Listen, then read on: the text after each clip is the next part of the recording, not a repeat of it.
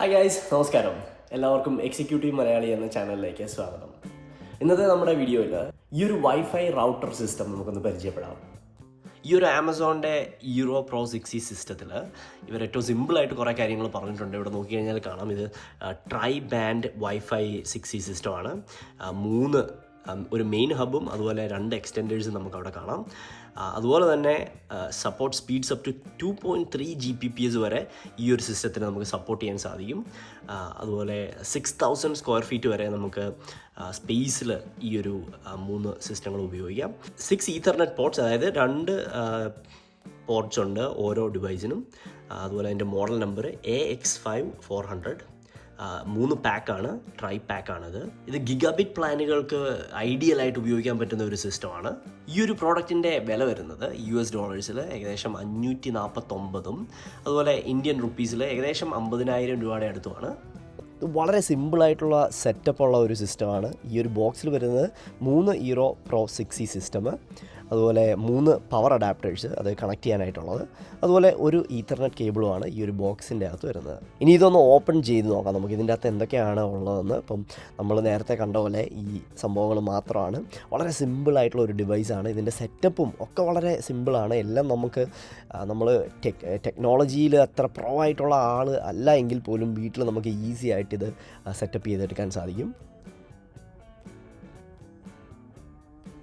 Okay, ഇത് തുറക്കാം. നമുക്ക് തുറന്നു കഴിഞ്ഞാൽ ആദ്യം മിക്കവാറും ഈ 3 ഈറോ പ്രോ 6 ആയിരിക്കും കാണുന്നത്. അതെ, വളരെ സിമ്പിളായിട്ട് വേറെ അധിക സാധനങ്ങളൊന്നുമില്ല. ഇതിൻ്റെ മെയിനായിട്ടുള്ള ഉപയോഗിക്കേണ്ട പ്രോഡക്റ്റ് മാത്രമാണ് ഇവിടെ നിങ്ങൾ കാണുന്നത്. കണ്ടോ, ഇതാണ് ഈറോയുടെ. എന്ത് ലുക്കാണ്, വൈറ്റ് കളറാണ്. ഇത് നമുക്ക് ഇഷ്ടമുള്ള രീതിയിൽ മേടിക്കാം.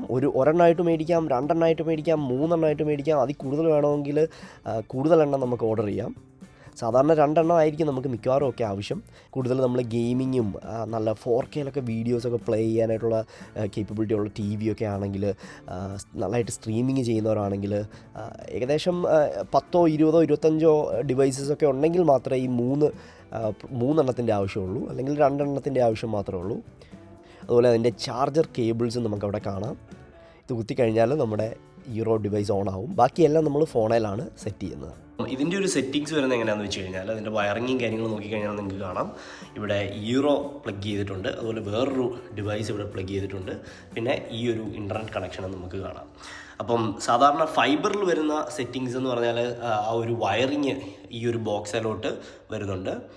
വയറിങ് പിന്നെ വരുന്നത് ഈ ഒരു ഡിവൈസിലോട്ടാണ്. ഇത് നമ്മുടെ ISP സാധാരണ പ്രൊവൈഡ് ചെയ്യും, ഇൻ്റർനെറ്റ് പ്രൊവൈഡർ സാധാരണ പ്രൊവൈഡ് ചെയ്യുന്നതാണ്.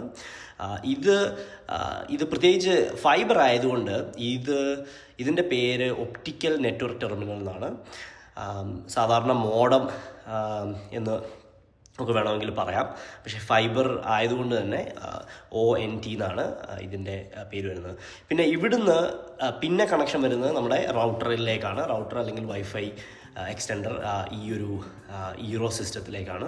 അപ്പം അതിൻ്റെ 2 പ്ലഗുകൾ അവിടെ കുത്തിയിട്ടുണ്ട്. ഇവിടെ കാണാം, ഇവിടുന്ന് ഈ കേബിൾ വരുന്നത് ഈ ഒരു ഒപ്റ്റിക്കൽ നെറ്റ്വർക്ക് കേബിളിലോട്ടും, അതിന് ശേഷം ഇത് വരുന്നത് നമ്മുടെ വൈഫൈ റൗട്ടറിലേക്കും, പിന്നെ നമുക്ക് ഫോണിലേക്കും എല്ലാം ഉപയോഗിക്കാം.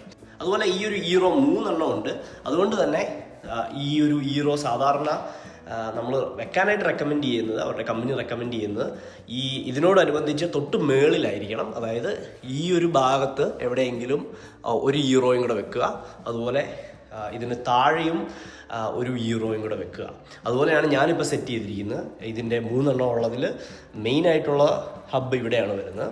അതിൻ്റെ ഒരു എക്സ്റ്റെൻഡർ താഴെ ഏകദേശം ഈ ഒരു ഈറോയുടെ തന്നെ തൊട്ട് താഴെ, അതുപോലെ ഒരെണ്ണം മേളിലും.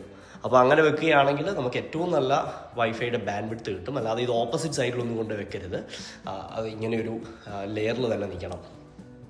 ഈ ഒരു ബോക്സിൻ്റെ പുറകെ നോക്കിക്കഴിഞ്ഞാലും ഇതിൽ കുറേ കാര്യങ്ങൾ പറയുന്നുണ്ട്. ഇപ്പോൾ ഫ്രണ്ടിൽ പറഞ്ഞ കാര്യങ്ങൾ തന്നെ ഇച്ചിരൂടെ എക്സ്പ്ലെയിൻ ചെയ്ത് കണ്ടല്ലേ. Ideal for gigabit internet plans up to 2.5 Gbps. ഇത് വളരെ സിമ്പിളായിട്ടാണ് ഉപയോഗിക്കാൻ സാധിക്കുന്നത്. ഞാൻ എൻ്റെ ഫോണെ സെറ്റ് ചെയ്തപ്പോൾ തന്നെ വളരെ ഈസി ആയിട്ട് തോന്നി.